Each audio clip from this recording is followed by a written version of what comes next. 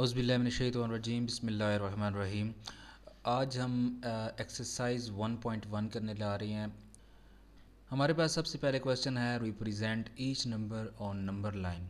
तो सबसे पहले मैं आपको ये बताता चलूँ कि नंबर लाइन क्या है। यहाँ पे मैंने आपके सामने कुछ नंबर लाइन ऑलरेडी शो कर दिए हैं। उसकी ये वजह है कि एक तो मेरा टाइम बचेगा, थोड़ा सा हमको बार बार नंबर लाइन ड्रॉ नहीं करनी पड़ेगी, हम इसी भी क्वेश्चन जो अपने वो सॉल्व करेंगे।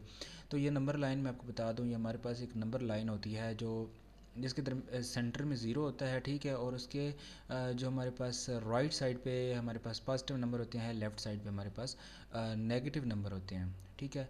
तो हम इसके दोनों साइड पे इस तरह के एरोज़ लगाते हैं, ठीक है, जिससे हमें ये पता चलता है कि ये नंबर जो है आगे चलते जा रहे हैं। नंबर 1 है हमारे पास कि हमने इन नंबर को रिप्रेजेंट करना है। और सबसे पहले हमारे पास है 3/4, ठीक है। ये हमारे पास जो है इसका पहला पार्ट है 3/4।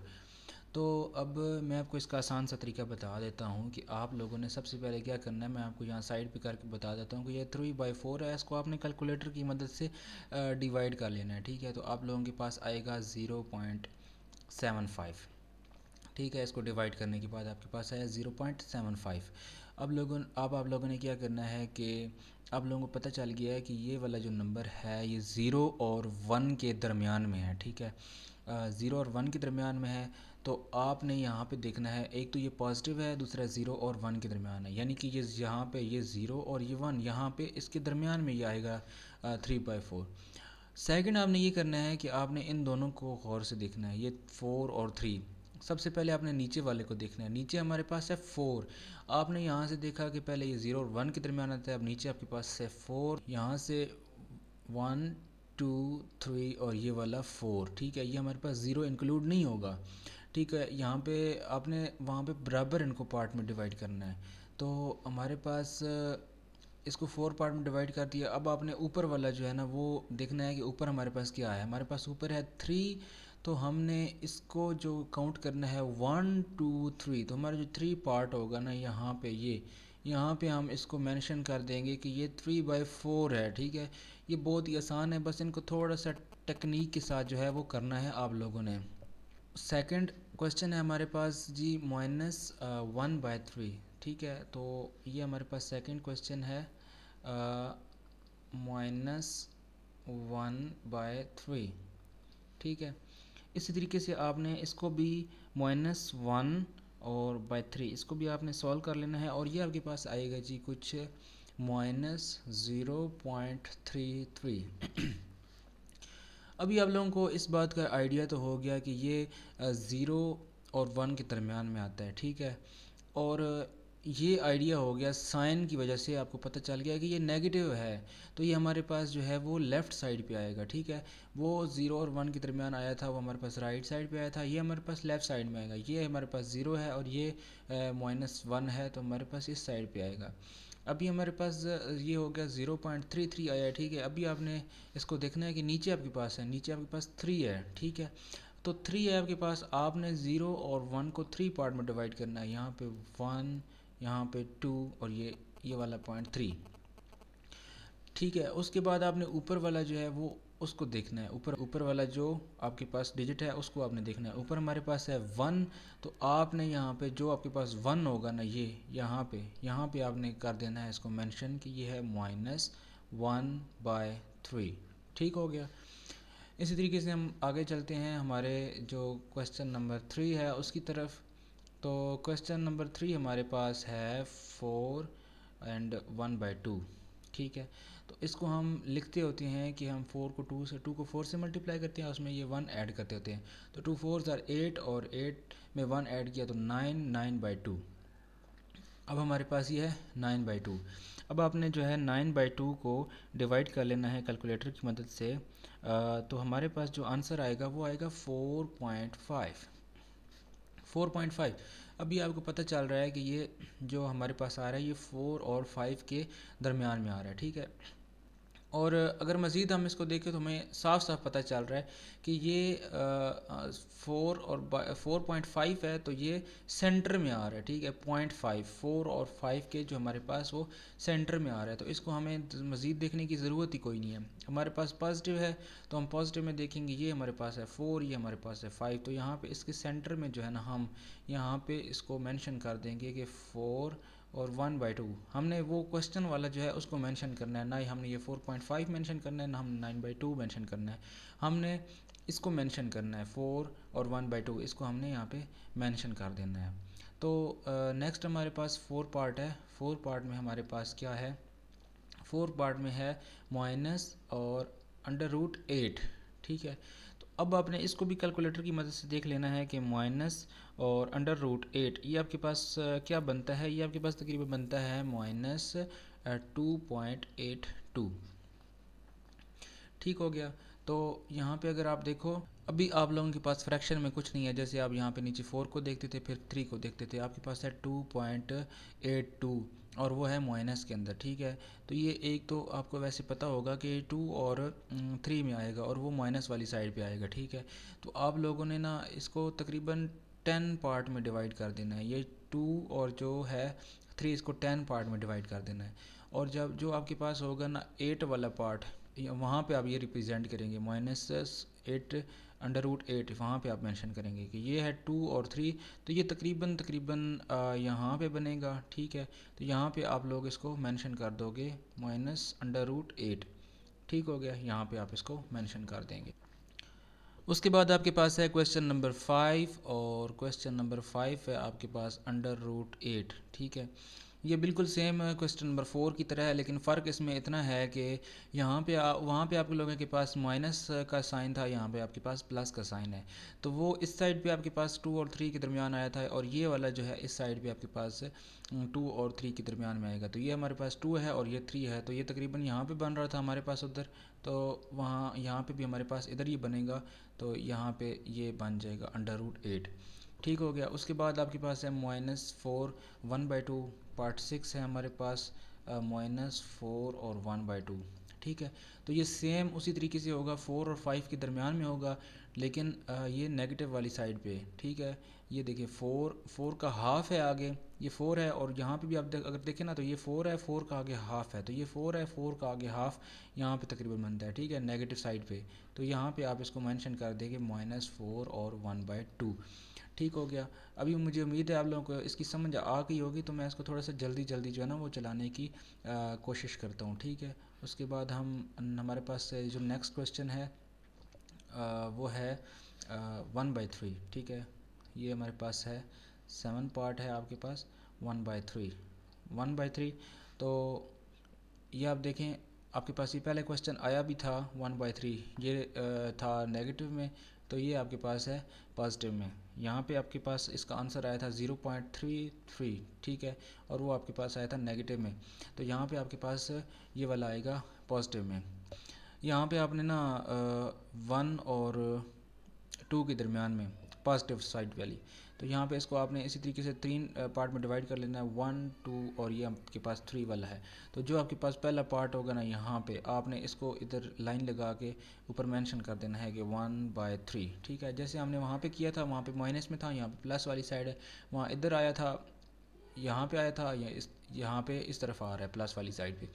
आगे हमारे पास है क्वेश्चन -7/8, ठीक है। तो ये हमारे पास है लास्ट पार्ट है क्वेश्चन 1 का।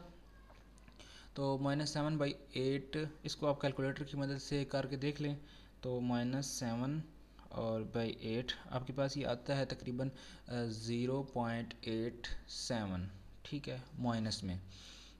इसमें अभी आप लोग देखें कि यहाँ पे नीचे आप लोगों के पास 8 है, -7/8 है ना, तो नीचे आप लोगों के पास 8 है, ऊपर आप लोगों के पास 7 है, ठीक है। तो आप लोगों ने क्या करना है कि ये 0 और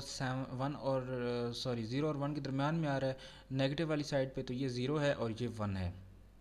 तो यहाँ पे आपने इसके बना देने हैं जी 8 पार्ट, 1 2 3 4 5 6 7, मतलब 8।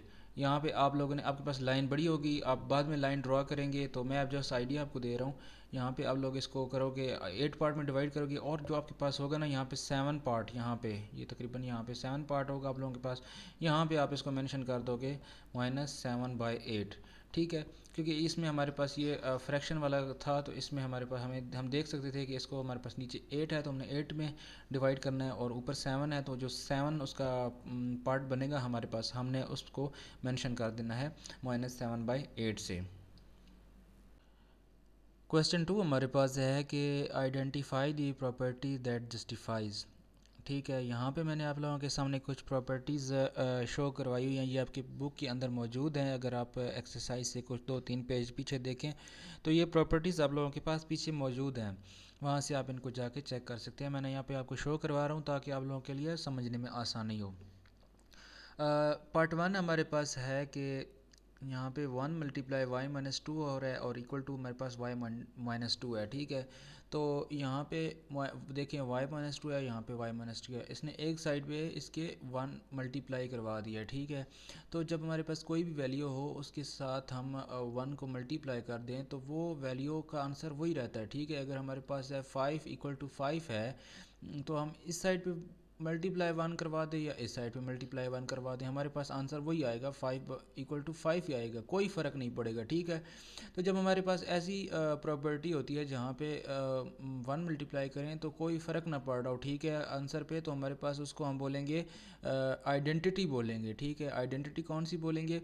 मल्टीप्लिकेटिव आइडेंटिटी बोलेंगे, ठीक है, या फिर आप उसको बोलेंगे identity with respect to multiplication, जो आपको आसान लगे। यहाँ पे ये देखें, अगर आप लोग आइडेंटिटी है आप लोगों के पास, और आइडेंटिटी में आप लोगों के पास ये देखें 1 मल्टीप्लाई कर रहा है इस साइड पे या फिर इस साइड पे, आप 1 मल्टीप्लाई करें आपके पास वैल्यू वही आएगी, ठीक है, इस पर कोई फ़र्क नहीं पड़ेगा। और उसकी दूसरी सूरत ये होती है कि ये मल्टीप्लिकेटिव होती है और ये आपके पास एडिटिव होती है, कि आप एडिटिव में ज़ीरो ऐड करते हैं एक साइड पे और दूसरी साइड पे, ठीक है, तो कोई फ़र्क नहीं पड़ता, ज़ीरो आप किसी भी वैल्यू के अंदर ऐड कर दे तो उसका आंसर वही होगा, तो ठीक है। तो ये भी आइडेंटिटी होगी, लेकिन ये फिर एडिटिव हो जाएगी, या फिर इसको आप बोलेंगे identity with respect to addition, ठीक है, वो identity with respect to multiplication हो जाएगी। सेकंड नंबर पे हमारे पास पार्ट है कि 0.2 मल्टीप्लाई 5 और इक्वल टू 1, ठीक है। तो अगर ये 0.2 है, अगर इसको मैं ऐसे लिख दूँ 1/5, ठीक है, अगर आप इसको कैलकुलेटर की मदद से सॉल्व करके देख लें तो हमारे पास ये 0.2 आएगा, ठीक। और ये मैं आपको समझाने के लिए कह रहा हूँ, अगर 1.5 मल्टीप्लाई 5 लिखूँ तो इसका आंसर 1 ही आएगा, कैसे? 5 से कट जाएगा और पीछे 1 बच जाएगा। लेकिन अगर आप गौर करें तो ये हमारे पास 5 है, ठीक है, और ये हमारे पास 1/5 है, तो ये 1/5 क्या है? ये इन्वर्स है 5 का, ठीक है। हम जब भी किसी भी वैल्यू का इन्वर्स लिखते हैं तो हमारे पास 2 है, इसका इन्वर्स हमारे पास 1/2 होगा, ठीक हो गया। हमारे पास 4 है, इसका इन्वर्स हमारे पास 1/4 होगा, ठीक है। तो जब हम इस वैल्यू को इसी के इन्वर्स के साथ मल्टीप्लाई करेंगे ना, तो हमारे पास आंसर जो है वो 1 आएगा। तो जो ऐसी कंडीशन होती है ना, उसको हम बोलते हैं inverse identity with respect to multiplication, क्योंकि हमारे पास मल्टीप्लाई हो रहा है तो ये हमारे पास इन्वर्स आइडेंटिटी होगी। ये आपके पास लास्ट में दी है, इन्वर्स आइडेंटिटी होगी विद रिस्पेक्ट टू मल्टीप्लिकेशन, ठीक हो गया। नेक्स्ट ये हमारे पास थर्ड पार्ट है x+2+y और y+x+2। यहाँ पे अगर आप देखें तो ये भी x+2 इन ब्रैकेट है और इधर भी इन ब्रैकेट है, यहाँ पे y है, यहाँ पे y है, ठीक है। तो इसने जस्ट क्या किया है, यहाँ पे y पहले था, यहाँ पे बाद में ले आया, यहाँ पे x+2 पहले था, यहाँ पे बाद, इन दोनों की आपस में जगह चेंज कर दी है। तो बेशक हम इन दोनों की जगह चेंज भी कर दें, लेकिन हमारे जो आंसर है इस पर कोई फ़र्क नहीं पड़ता, ये दोनों एक दूसरे के इक्वल ही रहेंगे, ठीक है। तो जो इस तरह के सिनेरियो होता है ना, जो इस तरह की प्रॉपर्टी होती है, उसको हम बोलते हैं कि कम्यूटेटिव प्रॉपर्टी, ठीक है। अगर मैं इसको कह दूँ ए और इसको कह दूँ बी, ठीक है, तो ए प्लस